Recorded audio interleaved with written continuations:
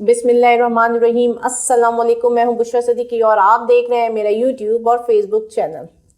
कल रात से आमिर फारूक साहब बहुत बिजी हैं। उन्होंने रात गए बहुत देर से फैसला दिया। वैसे तो कहाँ वो बीमार हो जाते हैं, कहाँ उनकी बीवी बीमार हो जाती है, कहाँ वो छुट्टी पे चले जाते हैं, लेकिन 2-3 दिन से हम देख रहे हैं आमिर फारूक का एनर्जी लेवल ही कुछ और है, इसलिए वो देर तक बैठकर भी फैसले देते। रात उन्होंने 2 बहुत इंपॉर्टेंट फैसले दिए। पहला फैसला नवाज शरीफ से रिलेटेड था, जिसमें उन्होंने उनकी अपीलों का हक बहाल कर दिया। एक मुजरिम की अपीलों का हक बहाल हो गया। दूसरी तरफ जी पीटीआई ने इस्तदा कर रखी थी, एप्लीकेशन दी हुई थी, दरख्वास्त दी हुई थी कि जो ट्रायल हो रहा है साइफर में वो रोका जाए, लेकिन वो मुस्तरद हो गया। और सुबह सुबह वो जो पहले फैसले 12 बजे सुनाए जाते थे या जिनकी समाअत 12 बजे होती थी, सुबह 9 साढ़े 9 बजे फैसला सुना दिया गया। गुज़श्ता पीर को दलाइल मुकम्मल हुए थे साइफर की ज़मानत पर और आज उसका फैसला सुनाया गया है। और फैसला जो कि एक्सपेक्टेड था बिल्कुल वैसे ही फैसला है कि उनकी ज़मानत की दरख्वास्त मुस्तरद कर दी गई है। आमिर फारूक साहब ने इमरान खान की साइफर केस में ज़मानत की दरख्वास्त मुस्तरद कर दी है। और अब कल ही ये बात शुरू हो गई थी। पीटीआई के जो लॉयर विंग्स हैं उनसे बातों की आवाज़ें आ रही थी कि हम जुडिशल काउंसिल जाएंगे आमिर फारूक को लेकर। अच्छा, सोचने की बात यह है कि इमरान खान का पहले दिन से एतराज़ था कि जी हमें आमिर फारूक पर बिल्कुल भी ट्रस्ट नहीं है, लेकिन उसके बावजूद जो है उनके लॉयर्स कंटिन्यू कर रहे थे। और आखिर क्या वजह थी कि उनके लॉयर इमरान खान की भी बात नहीं मान रहे थे और वो कहते कि नहीं जी यहीं से इंसाफ मिलेगा। मतलब वो कौन सी उम्मीद लेकर बैठे हुए थे, वो किसके कहने पर बैठे हुए थे कि इमरान खान जो शुरू दिन से कह रहा था कि मुझे इस जज पर एतमाद नहीं है, आप उसी जज के पास बार बार जा रहे थे। और जब आपसे लोग पूछते थे, सवाल किया जाता था कि प्लान बी प्लान सी क्या है, तो आपके पास इंशाअल्लाह के सिवा कोई जवाब नहीं होता था।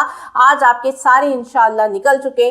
आप क्या करेंगे? पीटीआई के वकला हज़रात, उनके पास कौन सा प्लान बी और सी है? और अब जुडिशल काउंसिल में जाने का मतलब है कि मामला लटकाने वाली बात हुई है।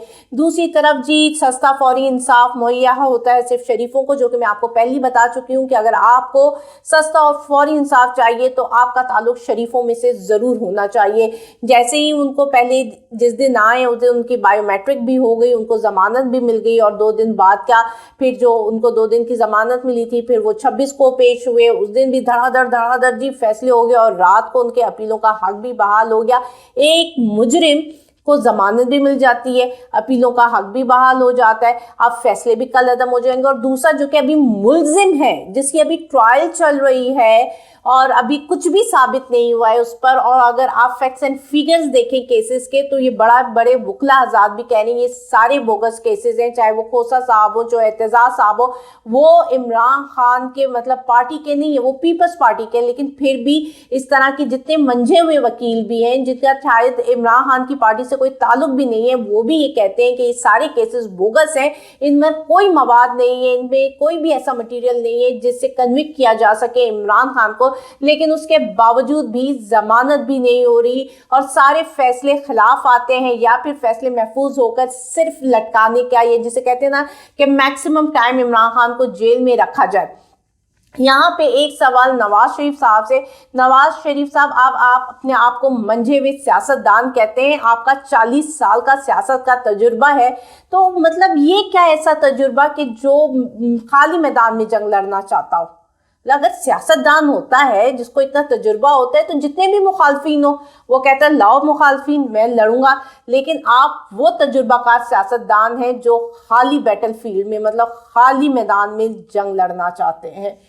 मुझे इजाज़त दीजिएगा, हम फिर लेटेस्ट अपडेट्स अभी आप देखें अडियाला जेल में भी क्या अपडेट्स आती हैं वहाँ से, उसके बाद हम अपना दोबारा एक व्लॉग करेंगे।